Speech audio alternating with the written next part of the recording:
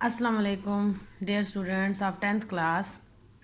आज हम स्टार्ट करने वाले हैं अपने क्लास का फर्स्ट चैप्टर। ठीक है, यूनिट 10 गैसियस एक्सचेंज। यूनिट 10 इस वजह से क्योंकि आप बायोलॉजी के 9 यूनिट्स जो हैं वो 9th क्लास में पढ़ चुके हैं।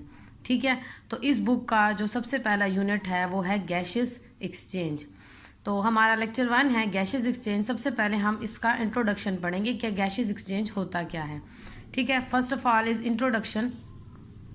The exchange of gases between living organism and their environment is called gaseous exchange. ठीक है, लिविंग ऑर्गेनिजम्स और उनकी इन्वायरमेंट के दरमियान में गैसों का तबादला गैसियस एक्सचेंज कहलाता है, या हम कह सकते हैं the exchange of oxygen and carbon dioxide between an organism and it's environment is called gaseous exchange. या हम कह सकते हैं कि लिविंग ऑर्गेनिज्म और इन्वायरमेंट के दरमियान ऑक्सीजन और कार्बन डाइऑक्साइड का तबादला गैसियस एक्सचेंज कहलाता है, क्योंकि यही दो मेन ऐसी गैसेज हैं जो लिविंग ऑर्गेनिज्म को अपने मेटाबॉलिक प्रोसेस के लिए ज़रूरी होती हैं, या वो इनटेक करते हैं या इन्वायरमेंट से लेते हैं और फिर वापस इन्वायरमेंट में जो है उसको एक्सपेल आउट करते हैं। तो ये दो मेजर गैसेज हैं, तो इनकी एक्सचेंज को हम क्या कहते हैं, गैसियस एक्सचेंज कहते हैं। ठीक है, अब आ जाते हैं इसकी एक्सप्लेनेशन की तरफ। तो कहते हैं कि gaseous exchange occurs by diffusion. Gaseous exchange जो है वो डिफ्यूजन के जरिए होती है। 9th क्लास में आपने पढ़ा है कि diffusion is a method in which molecules move from higher concentration through from higher concentration to lower concentration. ठीक है, गैसेज एक्सचेंज भी इसी तरह से होता है कि इसमें भी गैसेज जो है हमेशा हायर कंसनट्रेशन से लोअर कंसनट्रेशन की तरफ मूव करती हैं। For example in photosynthesis. Photosynthesis आपको पता है कि it is the food manufacturing process in plants in which carbon dioxide, sunlight and water combines to form a food molecule which is glucose. ठीक है, तो इस प्रोसेस के अंदर कार्बन डाइऑक्साइड की ज़रूरत होती है जो कि एयर से ली जाती है। अब एयर के अंदर कार्बन डाइऑक्साइड की कंसनट्रेशन क्या होती है, हाई होती है, और वो फिर प्लांट के लीफ के अंदर क्या होती है, एंटर होती है, हायर टू लोअर कंसनट्रेशन। इसी तरह से oxygen is release as by product in air. जबकि ऑक्सीजन जो कि फोटोसिंथेसिस के अमल में प्रोड्यूस होती है उसको दोबारा हवा में क्या कर दिया जाता है, खारिज कर दिया जाता है।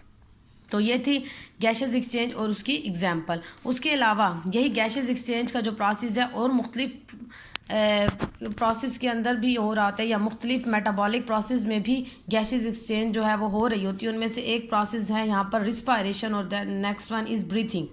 ठीक है, ये दोनों टर्म्स आपने छोटी क्लासेस में भी पढ़ी होंगी। आए हम इनको दोबारा से डिस्कस कर लेते हैं। रिस्पायरेशन आप लोगों ने 9th क्लास में भी पढ़ी है।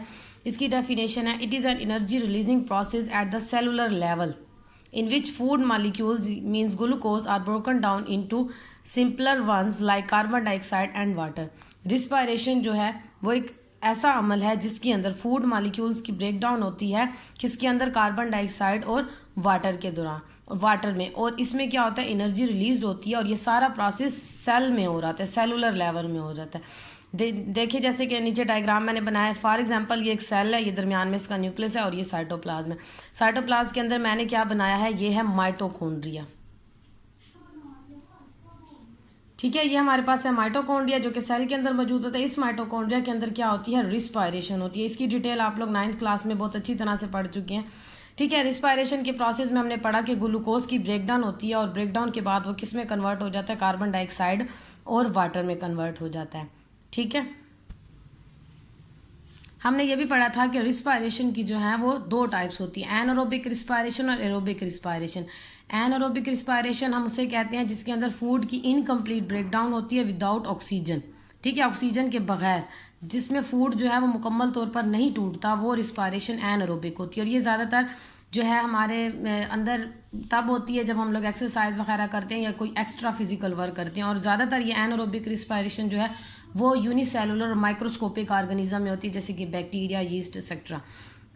और जो मेजर रिस्पायरेशन की टाइप है वो है एरोबिक रिस्पायरेशन, जो तकरीबन ऑल लिविंग ऑर्गेनिजम्स के अंदर हो रही होती है।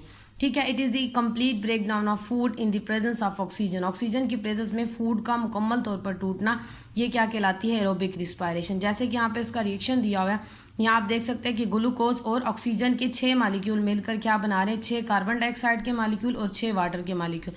तो यहाँ पर अगर आप देखें कि ग्लूकोज के मॉलिक्यूल को तोड़ने के लिए किसकी ज़रूरत पड़ी है, ऑक्सीजन की। ये एरोबिक रिस्पायरेशन है। तो इट्स मीन के रिस्पायरेशन को परफॉर्म करने के लिए हमें ऑक्सीजन की ज़रूरत पड़ेगी, और ये ऑक्सीजन हमें कहाँ से लेनी पड़ेगी? इन्वायरमेंट से लेनी पड़ेगी। It means all organism need oxygen for aerobic respiration, they take it from air and release carbon dioxide into the environment. कहते हैं कि तमाम ऑर्गेनिज्म को एरोबिक रिस्पायरेशन के लिए ऑक्सीजन की ज़रूरत पड़ती है, और वो इसको किससे लेते हैं? एयर से लेते हैं। एयर से लेने के बाद कार्बन डाइऑक्साइड को दोबारा एयर में रिलीज़ कर देते हैं। तो ये थी गैसेस। इस प्रोसेस के अंदर भी क्या हो रहा है? गैसेस एक्सचेंज हो रहा है। नेक्स्ट हमारा है ब्रीथिंग। ब्रीथिंग से आप बहुत ज़्यादा फेमिलियर भी होंगे, सांस लेने का निज़ाम, ठीक है। इट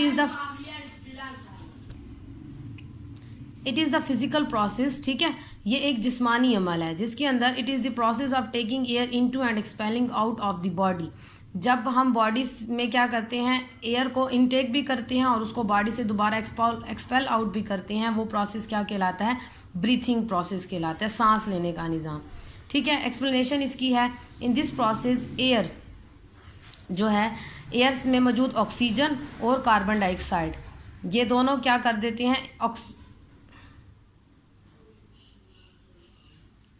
इन दिस प्रोसेस, ठीक है, एयर से हम लोग क्या लेते हैं? ऑक्सीजन लेते हैं, और कार्बन डाइऑक्साइड जो हमारी बॉडी के अंदर रिस्पायरेशन के अमल में बन रही होती है उसको दोबारा हम हवा में रिलीज़ कर देते हैं, ठीक है। वो कहते हैं कि in higher animals lungs perform breathing process. Higher animals में जैसे कि ह्यूमन बींग्स में और बाकी जितने भी हायर जो है एनिमल्स होते हैं उनके अंदर क्या होता है? लंग्स मौजूद होते हैं ब्रीथिंग प्रोसेस को परफॉर्म करने के लिए। लंग्स ही क्या करते हैं?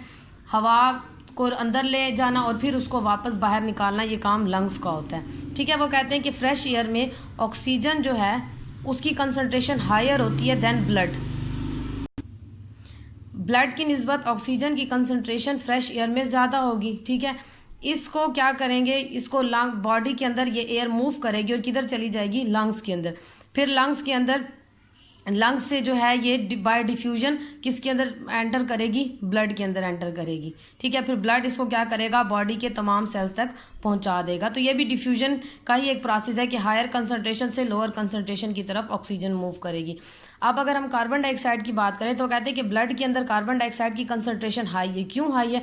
क्योंकि जितने भी सेल्स हैं तमाम सेल्स के अंदर रिस्पायरेशन हो रही है और हर सेल जो है कार्बन डाइऑक्साइड प्रोड्यूस कर रहा है, और वो कार्बन डाइऑक्साइड वो किस में शामिल करता जाता है? ब्लड में। तो ब्लड में कार्बन डाइऑक्साइड की कंसंट्रेशन ज़्यादा होगी, वो कार्बन डाइऑक्साइड को लेकर आएगा किसके पास? लंग्स के पास, और फिर लंग्स क्या करेंगी? इसको बॉडी से एक्सपेल आउट कर देंगी। तो यहाँ पर भी डिफ्यूजन का प्रोसेस हुआ, higher concentration to lower concentration.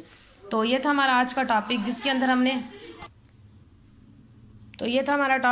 हम गैसेस एक्सचेंज के बारे में पढ़ा, वो क्या होती है और कौन कौन से ऐसे प्रोसेस हैं हमारी बॉडी के अंदर या बाकी जानदारों के अंदर हो रहे हैं जिसमें ये गैसेस एक्सचेंज का प्रोसेस जो है वो मैटर करता है या इम्पोर्टेंस रखता है, ठीक है। Thank you.